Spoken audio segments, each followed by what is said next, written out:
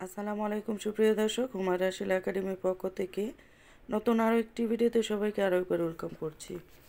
2 থেকে 3 বছরের বেবির জন্য ভেলভেট কাপড় দিয়ে সালোয়ারটি তৈরি করেছি। তো সেসব সহজ নিয়মগুলো আজকে ভিডিওতে আপনাদের সাথে শেয়ার করব। আমি আশাবাদী সেলাই কাজে একেবারেই যারা নতুন, আপনারাও যদি মনোযোগ সহকারে এই ফুল ভিডিওটি দেখেন খুব সহজেই শিখতে পারবেন সেলাই এবং কাট। তো দেরি না করে ভিডিওটি দেখা স্টার্ট করুন। তো শুরুতে একটি রিকোয়েস্ট রইলো, একটি করে লাইক দিয়ে ভিডিওটি দেখা স্টার্ট করবেন। ভিডিওটি দেখে যদি ভালো লাগে আমাকে সাপোর্ট করতে চান বা এমন নিত্য নতুন ভিডিও পাওয়ার জন্য আমার চ্যানেলটিকে সাবস্ক্রাইব করে পাশে থাকা বেল আইকনটি অবশ্যই অন করে রাখবেন। অলরেডি যারা প্রতিনিয়ত আমাকে সাপোর্ট করছেন আপনাদের সবার জন্য মন থেকে অনেক বেশি দোয়া, সেই সাথে ভালোবাসা রইল। সালোয়ারটি তৈরি করার জন্য এখানে আমি ভেলভেট কাপড় নিয়েছি 1.5 গজ। আর এই কাপড়টাকে আমি এখানে 2 গজ মানে 2 পাট কাপড় ছিল আর কি, 2 টুকরো কাপড়। তো কাপড়ের বন্ধ অংশটা আমাদেরকে রেখে ডাবল ভাঁজ করে 4 পাট করে নিয়েছি। এবার উপরের দিকে সোজা করে একটি দাগ স্কেল এবং চোখের সাহায্যে দিয়ে দিলাম। এই দাগ থেকে ইঞ্চি টেপটা ধরে নিচে 2 ইঞ্চিতে একটি মার্ক করব এলাস্টিক লাগানোর জন্য।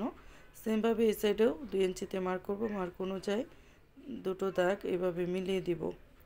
স্কেল এবং চকের সাহায্যে দাগগুলোকে টেনে মিলিয়ে দিব। এবার এই যে নিচে দাগ থেকে ইঞ্চি টেপটা ধরে সেলোয়ারের লম্বার মাপটা নিব। সেলোয়ারের লম্বার মাপটা হবে 21 ইঞ্চি।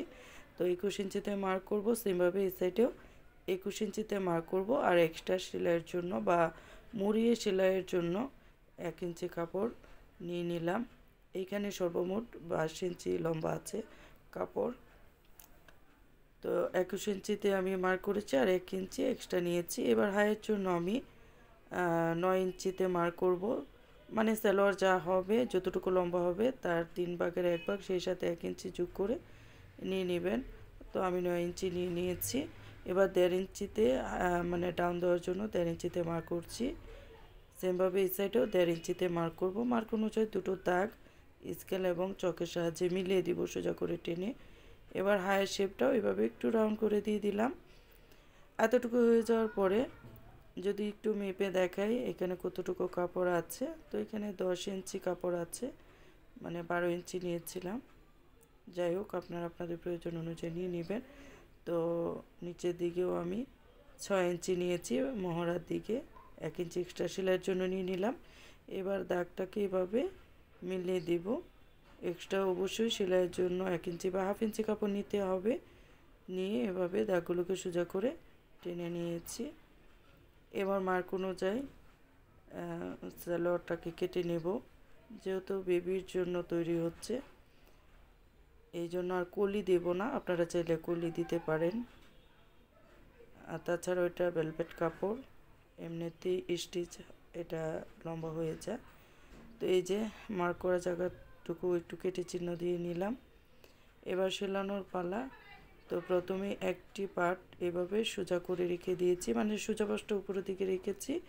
তো আরও একটি পার্টের সোজা পাশটা নিচের দিকে রেখে উল্টা পাশটা উপরের দিকে রেখে, মানে সোজা পাশটা মুখোমুখি করে হায়ার জয়েন্টটা প্রথমেই দিয়ে দিব। তো হাফ ইঞ্চি কাপড় বাইরের দিকে রেখে আমি সেলাইটা দিয়ে দিব।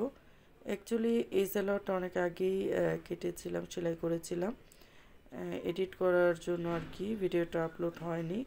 আর এই সালোয়ারটার সাথে আমি একটি ফ্রক তৈরি করে আপলোড করেছি। আপনারা যদি কেউ দেখতে চান আপনারা আমার চ্যানেল থেকে ঘুরে আসতে পারেন।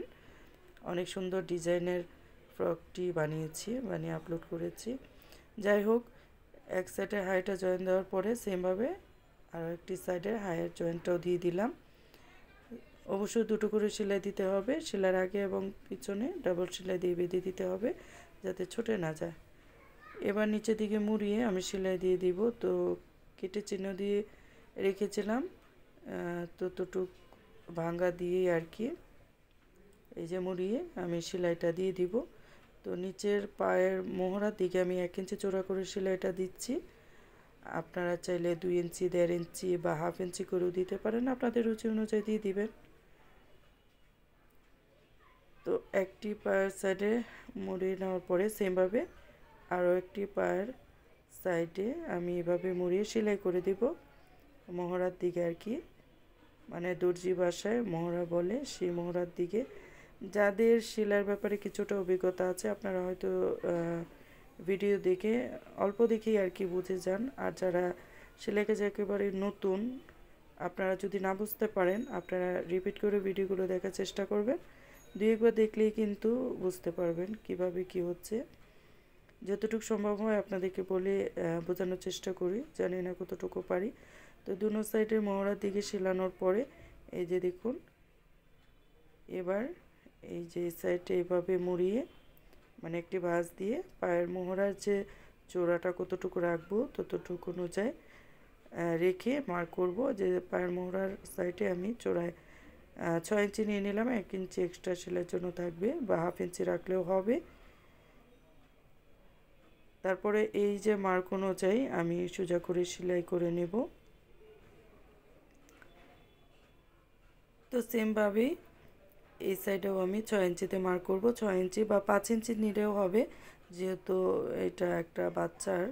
তো 5 ইঞ্চি বা 6 ইঞ্চি আপনাদের পছন্দ অনুযায়ী যে যেমন দিতে চান দিয়ে দিবেন, আর কলি দিতে চাইলেও দিতে পারেন, সমস্যা নাই। আমি কলি ছাড়াই তৈরি করেছি। তো এতটুকু হয়ে যাওয়ার পরে আমি এলাস্টিক লাগিয়ে নিব।